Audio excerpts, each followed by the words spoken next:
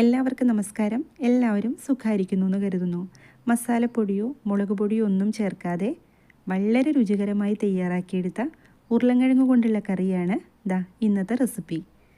ചോറിൻ്റെ കൂടെ കഴിക്കാനായിട്ട് സൂപ്പർ ടേസ്റ്റാണ് കേട്ടോ. അപ്പോൾ ഇതുപോലെ ട്രൈ ചെയ്ത് നോക്കാത്തവരൊക്കെ ഉണ്ടെങ്കിൽ എന്തായാലും ഒരു പ്രാവശ്യമെങ്കിലും തയ്യാറാക്കി നോക്കണം. എല്ലാവർക്കും ഇഷ്ടപ്പെടും. ഈ ഒരു കറി തയ്യാറാക്കിയെടുക്കാൻ ഒരുപാട് ഇൻഗ്രീഡിയൻസിൻ്റെ ഒന്നും ആവശ്യമില്ല. കുട്ടികൾക്കും ഒരുപാട് ഇഷ്ടപ്പെടുന്ന ഒരു റെസിപ്പിയാണിത്. അപ്പോൾ ഇതെങ്ങനെയാണ് തയ്യാറാക്കിയെടുത്തിരിക്കുന്നതെന്ന് വീഡിയോ എല്ലാവരും കണ്ടു നോക്കൂ. പൊട്ടറ്റോ വേവിച്ചെടുക്കാൻ വേണ്ടിയിട്ട് ഞാനൊരു കുക്കർ എടുത്തിട്ടുണ്ട്.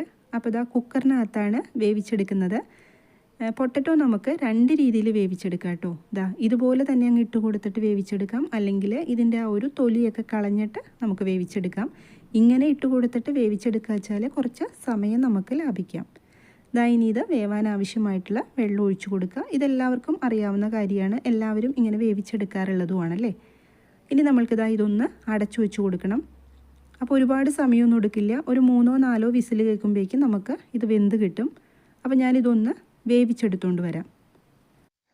ഉരുളക്കിഴങ്ങ് നല്ലപോലെ വെന്ത് കിട്ടിയിട്ടുണ്ട്. ഇനി ഇതിൻ്റെ തൊലി ഒന്ന് കളഞ്ഞെടുക്കണം.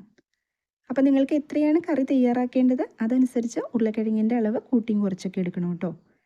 ഈ സമയത്ത് നമ്മുടെ വീഡിയോ കണ്ടുകൊണ്ടിരിക്കുമ്പോൾ സബ്സ്ക്രൈബ് ചെയ്യാതെ കാണുന്നവരുണ്ടെങ്കിൽ ഒന്ന് സബ്സ്ക്രൈബ് ചെയ്ത് സപ്പോർട്ട് തരണേ. അതുപോലെ ലൈക്ക് ചെയ്യാൻ മറന്നു പോവല്ലേ. ബെല്ലൈക്കൺ ഒന്ന് പ്രസ് ചെയ്തിട്ട് ഓൾ എന്ന ഓപ്ഷനും എനേബിൾ ചെയ്ത് വെച്ചോളൂ. അപ്പോഴാണ് ഞാൻ അപ്ലോഡ് ചെയ്യുന്ന വീഡിയോസിൻ്റെ എല്ലാം നോട്ടിഫിക്കേഷൻ നിങ്ങൾക്ക് കിട്ടുള്ളൂ. ഉരുളക്കിഴങ്ങൊക്കെ ഒരു പാത്രത്തിനകത്തേക്ക് ഞാനൊന്ന് മാറ്റി കൊടുത്തിട്ടുണ്ട്. ഇനി ഇത് ഒന്ന് പൊടിച്ചെടുക്കണം. അപ്പം ഞാൻ കൈകൊണ്ടാണ് ഇതുപോലെ ഒന്ന് ചെയ്തെടുക്കുന്നത്. നിങ്ങൾക്ക് തവി ഉപയോഗിച്ചിട്ടോ അല്ലെങ്കിൽ സ്മാഷർ ഉപയോഗിച്ചിട്ടോ ചെയ്തെടുക്കാവുന്നതാണ്. നല്ലപോലെ വെന്ത് കിട്ടിയത് കൊണ്ട് കൈകൊണ്ട് തന്നെ നമ്മൾക്ക് പെട്ടെന്ന് ഇതൊന്ന് ഉടഞ്ഞു കിട്ടും. ഒരുപാടങ്ങ് അരച്ച പോലെ എടുക്കരുത് കേട്ടോ. കുറച്ചൊരു കട്ടകളോട് കൂടി വേണം എടുക്കാനായിട്ട്. ഈ ഒരു രീതിയിൽ ഇനി നമുക്ക് വളരെ എളുപ്പത്തിൽ കറി തയ്യാറാക്കിയെടുക്കാം. ഞാൻ സ്റ്റൗ ഓൺ ചെയ്തിട്ട് ഒരു പാൻ വെച്ചിട്ടുണ്ട്. ചേർത്ത് കൊടുത്തത് വെളിച്ചെണ്ണയാണ്. വളരെ കുറച്ച് വെളിച്ചെണ്ണ ചേർത്ത് കൊടുത്താൽ മതി. ഇതിനകത്തേക്ക് ഒരു 1/4 ടീസ്പൂണോളം ഉലുവ ചേർത്ത് കൊടുക്കുക. അതുപോലെ തന്നെ ഒരു 1/4 ടീസ്പൂൺ കടുകും കൂടെ ചേർത്ത് കൊടുക്കുക. കടുകും ഉലുവയും നല്ലപോലെ പൊട്ടി വന്നതിന് ശേഷം അതിനകത്തേക്ക് ചേർത്ത് കൊടുക്കേണ്ടത് 2-3 പച്ചമുളക്. പച്ചമുളക് എരിവിനനുസരിച്ച് എടുക്കുക കേട്ടോ. അതുപോലെ തന്നെ കറിവേപ്പിലയും കൂടി ചേർത്ത് കൊടുക്കുക. എന്നിട്ട് നല്ലപോലെ ഒന്ന് ഇളക്കി യോജിപ്പിച്ച് കൊടുക്കുക. തീ നല്ലപോലെ കുറച്ച് വെച്ചിട്ട് വേണം കേട്ടോ ചെയ്തെടുക്കാനായിട്ട്. നമ്മൾ ചേർത്ത് കൊടുത്തിരിക്കുന്ന പച്ചമുളക് നല്ലപോലെ ഒന്ന് വഴണ്ടി കിട്ടണം. ഈ ഒരു സമയത്ത് 2-3 വറ്റൽ മുളക് ഒന്ന് കട്ട് ചെയ്തിട്ട് ചേർത്ത് കൊടുക്കുക. എന്നിട്ട് ഒന്നും കൂടി ഒന്ന് ഇളക്കി യോജിപ്പിച്ച് കൊടുക്കുക. തീ നല്ലപോലെ കുറച്ച് വെച്ചിട്ട് വേണം കേട്ടോ ചെയ്തെടുക്കാനായിട്ട്. ഇതിപ്പോൾ പച്ചമുളകും അതുപോലെ വറ്റൽ മുളകും ഒക്കെ നല്ലപോലെ ഒന്ന് വാടി കിട്ടിയിട്ടുണ്ട്. ഈ സമയത്ത് കുറച്ച് കായത്തിൻ്റെ പൊടി ചേർത്ത് കൊടുക്കുക. 1/4 ടീസ്പൂണിലും താഴെ കായപ്പൊടി ചേർത്ത് കൊടുക്കുക. കായപ്പൊടി നിങ്ങളുടെ കയ്യിലില്ലെങ്കിൽ ആ മുഴുവൻ കായം ഒന്ന് വറുത്ത് പൊടിച്ചിട്ട് അത് ചേർത്ത് കൊടുത്താൽ മതി. എന്നിട്ട് ഒന്നും കൂടി ഒന്ന് ഇളക്കി യോജിപ്പിച്ച് കൊടുക്കുക. ഇപ്പം നമ്മൾ ചേർത്ത് കൊടുത്തതെല്ലാം നല്ലപോലെ വഴണ്ടി കിട്ടിയിട്ടുണ്ട്. ഈ ഒരു സമയത്ത് വേവിച്ച് വെച്ചിരിക്കുന്ന ഉരുളക്കിഴങ്ങ് ചേർത്ത് കൊടുക്കുക.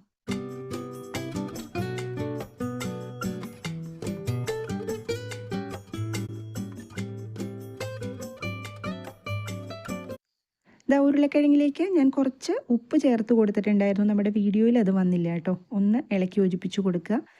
ഈ രീതിയിലായിരിക്കണം ഉരുളക്കിഴങ്ങ് നമ്മൾ ഉടച്ചെടുക്കേണ്ടത്. പേസ്റ്റ് പോലെ എടുക്കരുത്. 1 മിനിറ്റ് ഒന്ന് ഇളക്കി യോജിപ്പിച്ച് കൊടുക്കുക. അടച്ചു വെച്ചിട്ട് ഇനി കുക്ക് ചെയ്യേണ്ട ആവശ്യമൊന്നുമില്ല. കാരണം ഉരുളക്കിഴങ്ങൊക്കെ നല്ലപോലെ നമുക്ക് വെന്ത് കിട്ടിയിട്ടുള്ളതാണ്. ഇനി ഇതിനകത്തേക്ക് ചേർത്ത് കൊടുക്കേണ്ടത് തൈരാണ്. അപ്പോൾ തൈര് ചേർത്ത് കൊടുക്കുമ്പം പ്രത്യേകം ഒന്ന് ശ്രദ്ധിക്കണം. ഒരുപാട് പുളിയുള്ള തൈര് ചേർത്ത് കൊടുക്കരുത്. നമ്മൾ തലേ ദിവസം ഉറയൊഴിച്ചിട്ട് എടുക്കുന്ന തൈരുണ്ടല്ലോ, അതാവണം കേട്ടോ ചേർത്ത് കൊടുക്കേണ്ടത്. ഒത്തിരി പുളിയുള്ള തൈര് ചേർത്ത് കൊടുത്താൽ ഈ കറിയുടെ ടേസ്റ്റ് അത്ര കറക്റ്റായിട്ട് കിട്ടില്ല. സ്റ്റൗ ഓഫ് ചെയ്ത് കൊടുത്തിട്ടാണ് ഞാൻ തൈര് ചേർത്ത് കൊടുത്തിരിക്കുന്നത്. കുറച്ച് ഉപ്പും കൂടെ ചേർത്ത് കൊടുക്കുന്നുണ്ട്. ഇനി നല്ലപോലെ ഒന്ന് ഇളക്കി യോജിപ്പിച്ച് കൊടുക്കുക. തൈര് കൊണ്ടും മോര് കൊണ്ടുമുള്ള വിഭവങ്ങളൊക്കെ ഇഷ്ടപ്പെടുന്നവർക്ക് തീർച്ചയായിട്ടും ഈ ഒരു കറി ഇഷ്ടപ്പെടും. തയ്യാറാക്കി നോക്കാത്തവർ എന്തായാലും ഒന്ന് തയ്യാറാക്കി നോക്കണം കേട്ടോ. കുഞ്ഞുങ്ങൾക്കും ഒരുപാട് ഇഷ്ടപ്പെടുന്ന കറി തന്നെയായിരിക്കും ഇത്. കാരണം പൊട്ടറ്റോയും കേടും ഒക്കെ കുട്ടികൾക്ക് കൊടുക്കുന്നതും വളരെ നല്ലതാണ്. ഇതിപ്പോൾ മസാലപ്പൊടികളോ അതുപോലെ തന്നെ ഒരുപാട് എരിവൊന്നും ചേർത്ത് കൊടുക്കാത്ത ഒരു കറിയാണ്. ഈ ഒരു ചൂട് സമയത്ത് കഴിക്കാൻ പറ്റുന്ന വളരെ ഹെൽത്തി ആയിട്ടുള്ള ഒരു ഡിഷും കൂടിയാണ് കേട്ടോ ഇത്.